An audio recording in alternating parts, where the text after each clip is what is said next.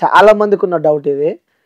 గుమ్మడికాయ, కొబ్బరికాయ, నిమ్మకాయ, సో ఈ 3 కాయలకు ఉన్నంత పవర్ అంటే ఒక మనిషిని లేపాలన్నా, ఒక మనిషిని దింపాలన్నా, ఏమి చేయాలన్నా ది మోస్ట్ పవర్ ఈ 3టికి పవర్ ఎక్కువ ఉంటాయి అంట కదా. సో మరి ఎంతవరకు వాస్తవం ఇది? సో మనం మొదట నిమ్మకాయ గురించి చెప్పుదాం. యాక్చువల్లీ నిమ్మకాయ ఏంటంటే మిత్ర, ఇవి దేవతల యొక్క శరీరం మీద ఉంటాయి. ఇందులో ముఖ్యమైన స్థానం తీసుకున్నప్పుడు కాళికామాత శరీరం మీద నిమ్మకాయలతో దండలు ఉంటాయి, ఒక విషయం. రెండో విషయం చూస్తే త్రిశూలం మీద నిమ్మకాయలు ఉంటాయి. మూడో విషయం చూస్తే మనము పూజ దగ్గర కొన్ని పసుపు కుంకుమలతో కలిపిన దగ్గర పెట్టి ఉంచుతారు. యాక్చువల్లీ ముఖ్యమైన రోల్ ఏంటంటే నిమ్మకాయది శాసన గ్రంథాల్లో వాడడానికి ఒక సాధువులం కాబట్టి గురువుల నుంచి వచ్చిన అమూల్యమైన విషయాన్ని మీకు చెప్తూ ఉన్నాం. ఒక నిమ్మకాయ వచ్చేసి ఒక ప్రపంచం. ఏం ప్రపంచం అది? మీరు నిమ్మకాయ కోసి చూసినప్పుడు చూస్తే అందులో చిన్న చిన్నగా నీళ్లున్న గదులు ఉంటాయి. దానిలో కొన్ని నీళ్ళు వస్తాయి. ఇవన్నీ గదులు. మీ ఇలవెలుపు మీ కులదైవం వచ్చేసి మిమ్మల్ని అందులో దాచుకుంటది. చనిపోతాం కదా ఒక సమయం వచ్చినప్పుడు, ఇంకేదో జరిగినప్పుడు చనిపోయిన వాళ్ళందరినీ అమ్మ వాటి గదుల్లో పెట్టుకుంటది. ఒక మిత్రుడు ఏమడిగాడంటే, చనిపోయిన వాళ్ళందరూ ఉదాహరణకు 140 కోట్లు స్వామి, 720 కోట్లు మొత్తం ప్రపంచం. మొన్న కరోనా వచ్చింది, మొన్న వేవ్ వచ్చింది, వాయినాడు వచ్చింది, ఇంకోటి ఎన్నో మంది చనిపోయారు. ఇంతమందిని ఎడబెట్టుకుంటాడు దేవుడు అని అడుగుతూ ఉన్నాడు. దేవుడు ఎక్కడ పెట్టుకోడు. దేవుడు పెట్టుకునేది ఇల్లు ఒకటి నిమ్మకాయలో. ఒక్క నిమ్మకాయలో నాకు తెలిసి 1,00,000 పైన గదులు ఉంటుండొచ్చు. నిమ్మకాయలు ఎన్నో మైక్రో లెవెల్ మీరు కట్ చేసినప్పుడే ఎన్ని చాలా నెంబర్ ఆఫ్. ఇప్పుడు పెరిగిన నిమ్మకాయ ఇంతే ఉంది మిత్ర. నిజమైన పటుత్వం ఉన్న మంచి చెట్టుకున్న కాయను వెళ్ళి చూడు, ఇంతలా ఉంటుంది, ఇంత బలంగా కనబడుతుంది.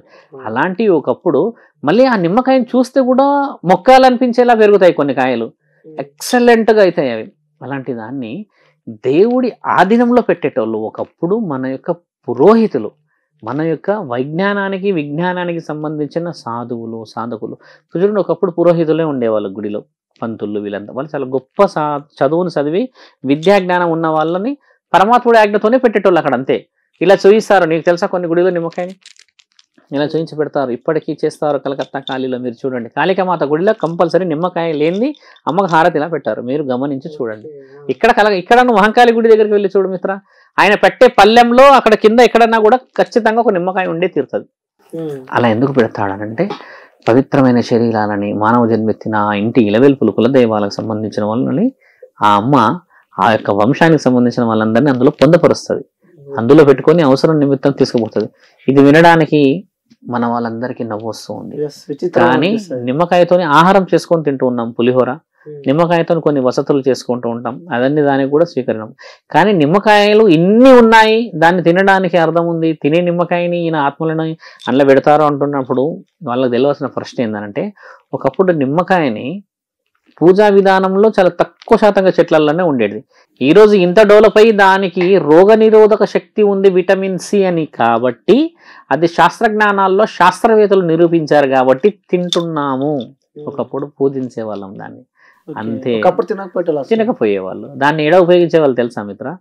గుర్రాలు, ఎద్దుల బండులు ఈ యుద్ధాలు చేసేసి వచ్చిన తర్వాత నిమ్మకాయలు తొక్కిచ్చేవాళ్ళు. ఎందుకంటే బయట నుంచి ఎవరైనా శత్రువులు ఏమన్నా విషయాన్ని పొందపరిచారేమో పొలాల చుట్టూ కానీ వస్తున్న దారిలో కానీ అని చెప్పినప్పుడు ఆ సిట్రస్ ఏదైతే ఉంటుందో దాంట్లో ఉన్న ఆ నిమ్మరసం పిండినప్పుడు వచ్చింది, ఈ యొక్క విషానికి తగిలితే దానికి యాంటీ అంటే విరుగుడు అయిపోతుంది అని చెప్పేసి తొక్కిచ్చేవాళ్ళు. గుర్రాలతో తొక్కిచ్చేవాళ్ళు, ఎద్దుల బండి మీద తొక్కిచ్చేవాళ్ళు. అదంతా చుట్టుకుంటది ఇలా. కానీ మనుషులు ఇప్పుడు మనం కొన్ని సందర్భాలు చూస్తే బండ్ల మీద ఎక్కించిపోతున్నాంగా. మనం నిమ్మకాయలు పెడతాం చేస్తాం కదా. మొదట నిమ్మకాయ అంతస్తు అది ఒక విధంగా చెప్తే. దిష్టి కూడా తీస్తారు. ఎందుకు అన్ని దిష్టి తీస్తారు? మీరు మొదట దేవుడి దగ్గర ఉండే ఆత్మల బలాలని స్వీకరించడానికి పెట్టిన దాన్ని అక్కడ పెట్టి తర్వాత ఏదన్నా చేతబడిలకో లేకపోతే క్షుద్రబుద్ధులకు ఉపయోగిస్తారంటే ఉపయోగిస్తారంటే ఒక మనిషిని నిలబెట్టగలిగే కెపాసిటీ ఉన్నది కదా దాంట్లో. చేతబడి అనేది ఆత్మతో చేసేది, మనిషితో కాదు. నిన్ను కాకుండా నీ శరీరంతోనే ఆడుకునేది అది. అలాంటి వాడిని ఎడగూర్చోబెట్టాలి మరి. అందుకని ఆ నిమ్మకాయలు వాడతారు. ఓకే, అందులో ఉండే ఫస్ట్ మీరు చెప్పిన మైక్రో లెవెల్ గా పోయేది ఇది డిస్కషన్. అక్కడ ఆత్మ అందులో పెట్టడానికని చేసే ప్రయాణం ఇది. అందులో సక్సెస్ అయిన వాళ్ళు ఎవడు లేడు. దేవుడు ఆజ్ఞ లేనిది ఎవడెందుకు చంపుతాడు? ఒక మాట ఆలోచించండి. ఆ ప్రయాణం చేసేది వీళ్ళంతా దేవతామూర్తులు వచ్చేసి అందులో పెట్టుకుంటారని చదివిన మన వాళ్ళు వీడిని నేను కూడా పెట్టుకుంటారని నిమ్మకాయలతో చేసేటోళ్ళే వీళ్ళంతా. పూజలు అంటే ఎంత తేడా ఉంది చూసారు ఇందులో. అలా ఉన్న నిమ్మకాయకు ఉన్న స్థితి అది. ఈ రోజు ఆరోగ్యపరంగా 100 సంవత్సరాల నుంచి తింటూ వస్తూ ఉన్నాం. అలా విటమిన్ సి ఉండి విటమిన్ సితో పులిహోర చేసుకొని కదా, ఇది ఆరోగ్యానికి సంబంధించిన ఒక విషయం. తర్వాత మీరు అన్నది కొబ్బరికాయ. కొబ్బరికాయకి ఏ గుణం ఉంటుందంటే ఒక గాలిని నిర్ణయించి చూపించే బలం ఉంటుంది దానికి. ఒక కొబ్బరికాయకి ఈ ఇంట్లో గాలి ఉందని చూపించే శక్తి ఉంటుంది. ఎందుకు ఉంటుంది, ఎలా ఉంటుంది విషయం మీకు చెప్తాం. దానికి జుట్టు తీసేస్తారు మిత్ర. తీసేస్తే 3 కన్నులు ఉంటాయి వెనకాల, బాగా గమనించండి. 3 ఉంటాయి. అవి వచ్చేసి పరమశివుడి కన్నులు. అవి 3 శివుడు కన్నులు కాబట్టి ఒక కొబ్బరికాయకి ఉంటుంది, ఎవరికి ఉండదు. ఆయన ఇచ్చిన ఆజ్ఞ అది. ఈ లోపటంతా ఆ కొబ్బరికాయ లోపట ఉండేదంతా ఈ యొక్క కండ మాంసపు ముద్దలు. ఆ కొబ్బరికాయ ఈ పైన ఉన్నదంతా నీ యొక్క ఈ శరీరం, ఇదంతా ఫ్లెక్స్ అంటే అదొక శరీర సముదాయం. అది ఒక కొబ్బరికాయ కొట్టినప్పుడు ఒక బలి ఇచ్చినట్టే మనం, అంటే ఒక శరీరాన్ని ఇచ్చినట్టే, అంటే మేకని కోడిని ఇట్లా ఇస్తారు కదా. అలా పరమశివుడి ఆజ్ఞతో ఒకప్పుడు ఒక భక్తుడు ఇచ్చిన వరం వల్ల అది కొబ్బరికాయని స్థిరించబడ్డారన్నమాట. అలా చేసిన తర్వాత శివుడి 3 కన్నులు దానికి ఉంటాయి కదా, దానికి కొంత పవిత్రత ఎందుకు వస్తుందంటే దాంట్లో ఉన్న నీళ్లు ఎవరు ముట్టలేరు. అందులో వచ్చిన ఆ పువ్వుని ఏ తుమ్మత తాకలేదు. అందులో ఉన్న ఆ కొబ్బరికాయని ఎలాంటి నైవేద్యము ఎవరు స్వీకరించకుండా పవిత్రమైనది అది. అన్ని శక్తులున్న దాన్ని కొన్ని బలమైన మంత్ర ఉచ్చారణలు చేసి వేద శక్తులని దాంట్లో సంక్షిప్తం చేసి మహానీయుడు మహాముక్కంటి యాజ్ఞని పొంది, కొందరి ఇంట్లలో గాలి ప్రభావం ఉందనో కొందరి ఇంట్లో స్థితిగతులు ఉన్నదని అక్కడ శ్రీచక్రాన్ని వేసో కొన్ని ముగ్గులు వేసి దానికి సంబంధించిన బంధన చేసి వదిలితే దాని రూపురేఖలు మారినప్పుడు చేసినప్పుడు చూసే విద్యాస్తులు వేరే ఉంటారు. ఇప్పుడు మీరున్నారు, ఆధునికంగా ఉన్నారు, మంచి అడ్వాన్స్ టెక్నాలజీలో ఉన్నారు కదా. ఇప్పుడు నాకు అక్కడ పెట్టి చూపించండి అంటే కనబడదు. అది దాన్ని చూసే చూపు వేరే ఉంటుంది. ఇప్పుడు నేను నిమ్మకాయ చెప్పింది ఎగ్జాంపుల్ అదే. ఈరోజు మనం పులిహోర కోసమే నిమ్మకాయ చేస్తున్నాం కానీ కాళికామాత మెడలో నిమ్మకాయలు ఎందుకని ఎవరికి రాలే డౌట్. ఇలాంటి డౌట్లు వే ఆఫ్ థింకింగ్ వేరే ఉన్నా కూడా discussion is very close. Compulsory మన సంస్కృతిలో ఒకప్పుడు రుజువు చేసేబడిన ఇవన్నీ. ఈ కొబ్బరికాయని ఎందుకు వాడతారు అని అంటే చూడండి, క్షుద్ర పూజ గురించి నేను చెప్పినండి. కొబ్బరికాయ, అదే కొబ్బరికాయ అమ్మవారి ముందు కొడితే ఏమవుతుందంటే అత్యంత పవిత్రమైన పండునిచ్చినట్టు మనం, అందుకు కొబ్బరికాయని కొడతారు. నీళ్లు ఎవరు తాగరది. తర్వాత పండు లోపల ఉన్న తీయటి పండుని ఎవరు తినరది. అందులో ఉన్న పువ్వు అమ్మకి స్వీకరణ చేస్తే పరమశివుడు ఇచ్చిన ఆజ్ఞ అత్యంత పవిత్రమైనది కాబట్టి కొబ్బరికాయకి ఆ విలువ వచ్చింది అక్కడ. ఎందుకు పోయి మనం అక్కడ మామిడికాయలు కొట్టాం అమ్మ దగ్గర, తర్వాత ఇంకేదో బత్తాయిలు తీసుకొచ్చి కొట్టాం అక్కడ. ఏ గుడి పోయినా వందల కొబ్బరికాయలు కనబడతాయి. ఎందుకు? మళ్ళీ మనమే తింటాం ఆ కొబ్బరికాయని. కానీ అమ్మ దాంట్లో ఉన్న పవిత్రతని స్వీకరిస్తుంది.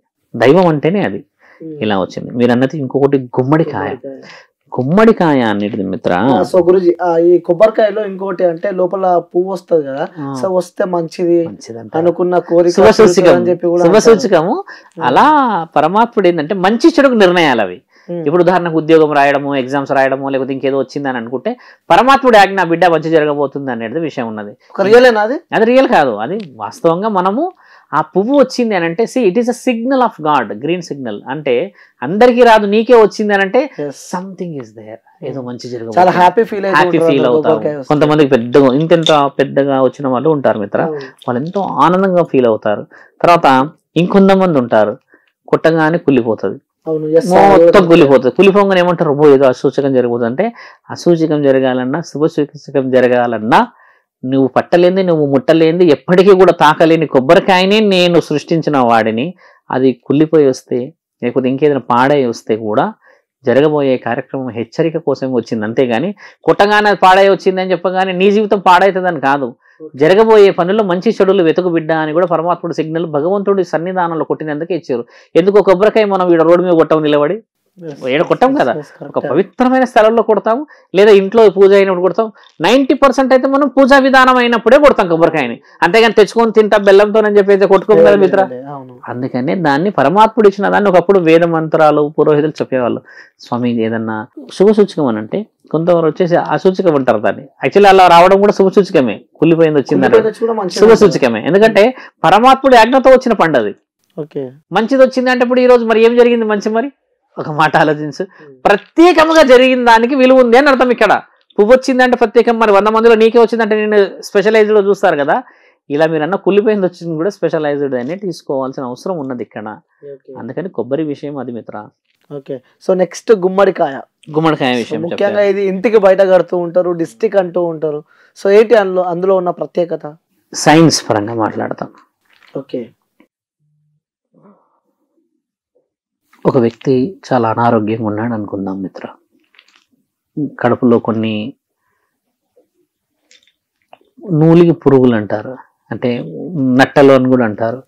కొంతమంది డైజెస్టివ్ సిస్టమ్ వీక్ ఉండని అంటారు, కొంతమందికి పస్కలు వచ్చి, కొంతమందికి ఇంకేదో ఆ జీర్ణానికి సంబంధించిన సమస్యలు వచ్చి అంటారు. ఇది ఒకే ఒక్క పండు, ఈ గుమ్మడి పండు ఎలాంటి పండు అంటే 5,000 ఖర్చు పెట్టి తెచ్చిన వనమూలికలు, అంటే ఫ్రూట్స్ కానీ ఇంకేదన్నా టాబ్లెట్స్ కానీ ఇవన్నీ ఉంటాయి కదా, ఇది ఒకే ఒక పండులో జరిగిపోయే multivitamin, antioxidant, trace elements and bio extracts. అంటే ఇది ఒక సెట్ ఆఫ్ అనమాట. It is a multi setup.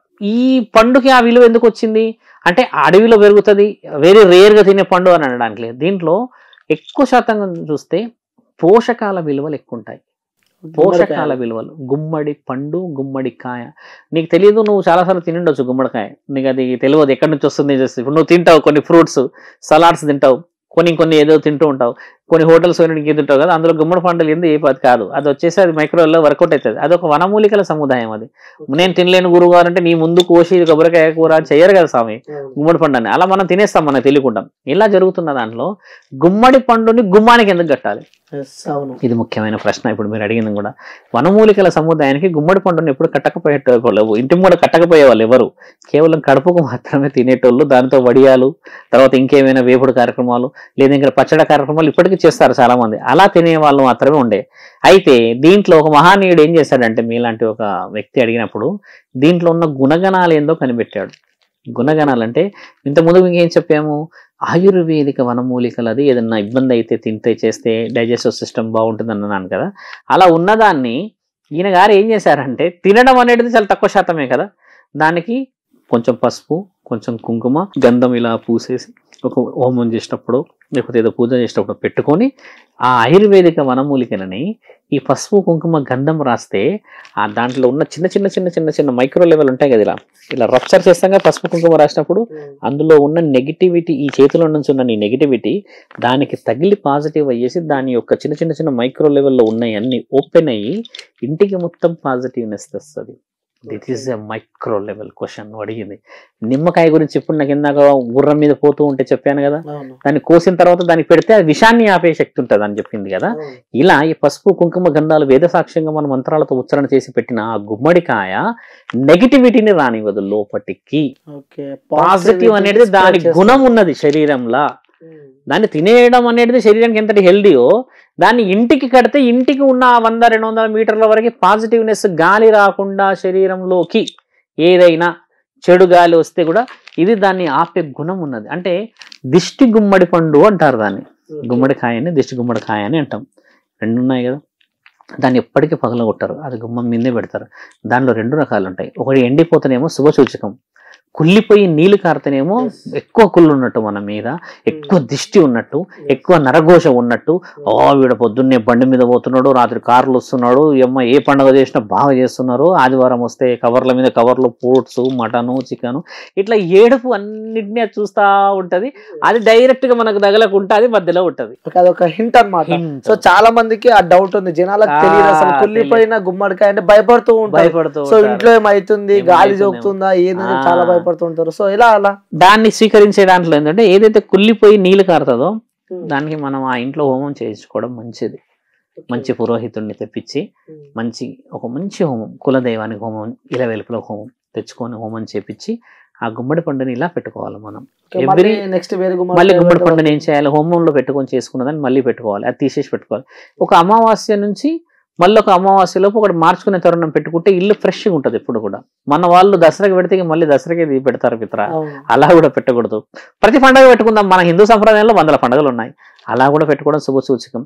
అది ఎండిపోతే ఏమవుతుంది అంటే మిత్ర, ఇక్కడ 2 ఉంటాయి. ఏడుపులు ఎండిపోతాయి అనేది ఏంటంటే కంప్లీట్ గా దానంతలా అదే లోపటి నుంచి ఇలా చిన్నగా అయిపోతుంది. ఆ ఇల్లు ఎక్కువ శాతంగా శుభ సూచకంలో ఉన్నదని అర్థం. ఇదే చాలా ముఖ్యమైనది, బాగా గమనించు. కుళ్ళు కుతంత్రం ఉన్నదాన్ని అక్కడ రుజువు చూయించి ఒక పండునే మార్చగలిగే చూపు ఉంది మన దగ్గర అని అర్థం. భూతద్దం తెలుసుగా మీకు, ఒకసారి ఇలా పెట్టి చూసి చూసి ఆకుని ఇలా అని అని అని ఒక 10 నిమిషాలు అన్నాక టప్ కాలిపోతుంది. ఇది కూడా గుమ్మడి పండుని చూసి చూసి చూసి చూసి చూసి కుళ్ళిపెట్టేట్టు చేసేస్తారు. ఈ ఎండిపోయినది ఏంటంటే ఎవడు చూసినా కూడా దాని శక్తికి సరిపోతలేరని అర్థం. ఆ ఇల్లు పుణ్యంగా ఇలవెల్పుల కులదైవం అనుసంధానంలో ఉన్నది అని అర్థం. ఓకే, అంటే చిన్నగా అయితే అది ఎండిపోతుంది, దాన్ని సూచకం అంటారు. అది అసూచకం కాదు. ఒకవేళ కుళ్ళిపోతే మాత్రం కుళ్ళున్నట్టు అనేది కాకుండా అసూచికం అంటే మన పైన దృష్టి అనేది చెడుగా, అవతల వ్యక్తి అలాగే ఆలోచిస్తాడు మిత్ర. ఇది సహజంగా ఉండే కలియుగం ఇది. నువ్వు బాగుపడితే ఓర్వలేడు, నువ్వు మంచిగా మాట్లాడితే ఓర్వలేడు, నువ్వు ఆఖరికి నువ్వు బ్రష్ చేసుకొని నీ పళ్ళు తెల్లగా మెరుస్తున్నావు అన్నా కూడా ఎవరో ఇంత తెల్లగా మెరుస్తున్నాయి అన్నట్లు అసంటోళ్ళు ఉన్నారు ఇక్కడ. అలాంటిది నువ్వు దుస్తులే మార్చి ఒక పెద్ద బండిలో పోతే ఇంత డబ్బులు చూస్తే ఎవడు ఇక్కడ చేస్తున్నారు. ఇది నరఘోష, ఇది వచ్చేసి కండ్ల దృష్టి అని అంటారు. అర్థమైందా మిత్ర? ఇలాంటి దానికి లక్షల్లో మన దగ్గర ప్రత్యామ్నాయంగా చేసేటివి ఉన్నాయి పూజలు ఎలా చేసుకోవాలి. అందుకని నేను అన్నది ఏంటంటే దేవుడు ఇలవెల్పులు ఇల్లు అనేది ఊరికి చెప్పేది ఇదే. మనము ఒక గుమ్మడిపాయ కుళ్ళిపోగానే పరిగెత్తుతాం, ఇక 25,000 30,000 పెట్టడానికి. అది ఎందుకు మనకి? దాన్ని అలా పెట్టుకొని అమ్మ నాన్న ఇల్లు ఇలవెల్పు. ఆడవాళ్ళు కాళ్ళకి పసుపు పెట్టుకోవాలి, పూజలే చేయరు. ఒక ఆళ్ళు ఇక్కడ ఇట్లా బొట్టు పెట్టేస్తే అయిపోతుందా? చేతికి పసుపు కనబడాలి ఆడవాళ్ళకి, మొహానికి పసుపు పెట్టుకొని స్నానాలు చేయాలి ఆడవాళ్ళు, కాళ్ళకి పసుపు పెట్టుకొని ఇంట్లో తిరుగుతూ ఉంటే ఎంత కమ్మగా, ఎంత మంచిగా, అసలు ఎంత నియమ నిబంధనలు కనబడతాయి. ఒక్కసారి ఆలోచించు మిత్ర. ఒక స్త్రీ కాళ్ళకి పసుపు రాసుకొని అలా వచ్చి దీపం పెట్టి ఇల్లంతా దీపాన్ని అలా చూపించి ఇది నా సౌభాగ్యం, నా ఇల్లు అని చూపిస్తే బయట ఉన్న మనకు చూస్తే సుఖం అనిపిస్తుంది కదా. అలా పెడతలేరు. దీపం ఇంత పెద్దగా పెడితే రాదు పవిత్రత మిత్ర. శరీరం కూడా పవిత్రంగా కనపడాలి. ఒకప్పుడు చీరలు పెద్దగా కట్టి కాళ్ళకి ఈవిడ పెళ్ళయింది, ఈవిడ మహాపతివత చూడొద్దురా అన్నవాళ్ళు. ఈ రోజుల్లో పెళ్ళయిందని చెప్పేదాకా మనం నమ్ముతలేముగా. మరి నీకు పెళ్ళయిందని చెప్పి ఒక రోజు ఇన్ని చూపించేవాళ్ళు. ఒకప్పుడు మగవాడిని కూడా చూపించేవాళ్ళు పెళ్ళయిందని చెప్పేసి. ఆయన కూడా కొన్ని నియమ నిబంధనలు ఉండేవి. మెట్టలు కూడా పెట్టుకునే వాళ్ళుగా. ఇప్పుడు సంప్రదాయాలు ఉన్నాయి. ఇలా ఉన్న ఈ సంప్రదాయాలు ఎక్కడికి పోయాయి? నీవు చేసుకుందేగా. మరి నీ గుమ్మడికాయకి దిష్టి తగిలితే మానవ శరీరం నీకు తగలదా? గుమ్మడికాయని పరమాత్ముడు డైరెక్ట్ గా నా పిల్లలకి తగలకూడదని పెట్టిన ప్రత్యామ్నాయ శక్తి అది. అలా గమనించి చూడు, అది నీకు దైవాధీనం కనబడుతుంది. కొన్ని ఇంట్లో గుమ్మడికాయ ఉండదు, వాళ్ళ నమ్మకం అది. క్రిస్టియన్స్ ఉన్నారు, ముస్లిమ్స్ వాళ్ళ ఇంట్లోనే ఉండవు. మరి నమ్మకం అది. కొంతమంది హిందువులు ఉన్నా కూడా ఇంటికి పెట్టుకోరు, వాళ్ళు ఇష్టం అది. ఇప్పుడు పెట్టుకోవాలని నేను ఎందుకుంటున్నా? ఇప్పుడు కొబ్బరికాయ మీరు అడిగారు ప్రశ్న, అది పెట్టుకుంటే మంచిది అవుతుంది అని ఇక్కడ మనం మాట్లాడుకోవట్లేదు. దాన్ని ఎందుకు పెట్టుకోవాలనేది చెప్తూ ఉన్నాం. ఒకప్పుడు హిందుత్వమే మిత్ర. ఈ క్యాస్ట్ లేవుగా, మానవ జాతి ఒకటే ఉంది కదా, ఆడజాతి మగ జాతి. మనం మాట్లాడుతున్నాం యాన్సియంట్ డేస్, ఒక 1000 సంవత్సరాలు 2000 సంవత్సరాల కింద ఇవన్నీ ఉన్నాయి కదా. గుమ్మడి పండు మరి 1000-2000 సంవత్సరాల క్రితం లేదు, ఇప్పుడు కొత్తగా ఎడికలు వచ్చింది. డ్రాగన్ ఫ్రూట్ ఒకటే వచ్చింది ఇప్పుడు. అది కూడా బహుశా ఉండవచ్చేమో, మనకు తెలియదు. అలా కొన్ని మీరు అడిగిన శాస్త్రీయమైనవి మన సంస్కృతికి సంబంధించిన విలువలు అవి. అవి పాటించడం ముఖ్యం, హోమాలు చేయించుకోవడం ముఖ్యం, ధర్మాలు చేయించుకోవడం ముఖ్యం. అలా ఓకే. సో మొత్తానికి ఆ గుమ్మడికాయకి, నిమ్మకాయకి, కొబ్బరికాయకి సో చాలా మందికి తెలియని ఆన్సర్ కూడా చెప్పారు గురూజీ. నిజంగా థ్యాంక్ యూ సో మచ్. అంటే ఇంత ప్రత్యేకత ఉందని కూడా చాలా మందికి తెలియదు. సో అంటే ఆ సైంటిఫికల్ గా అందరు మూవ్ అవుతున్నారు, కానీ ఓల్డ్ జనరేషన్ అంటే పాత చరిత్రలు మర్చిపోతున్నారు. నిజంగా వాళ్ళకి క్లారిటీగా చెప్పారు. Thank you Guruji, thank you so much. ఇప్పుడు ఆపరేషన్ లేకుండానే మోకాళ్లకు ప్లాస్మా ట్రీట్మెంట్. మీ ఆర్థోపెడిక్ సమస్యలన్నిటికీ రోబోటిక్ టెక్నాలజీ ద్వారా తక్కువ ఖర్చుతో శాశ్వత పరిష్కారం. Free consultation. ప్రతి ట్రీట్మెంట్ పై 20% డిస్కౌంట్. ఈ ఆఫర్ కొద్ది రోజులు మాత్రమే. త్వరపడండి. V9 hospitals 9281465842.